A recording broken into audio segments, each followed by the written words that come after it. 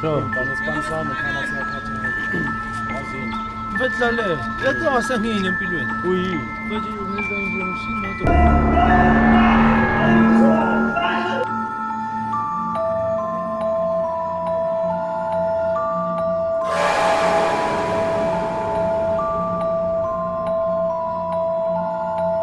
Ang sawazo kokota ngani. Man, come on, bro, man. Hoe poont?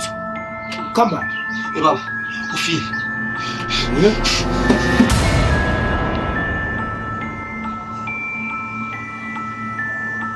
Ben aan het as. Hey man, come on man. Come on.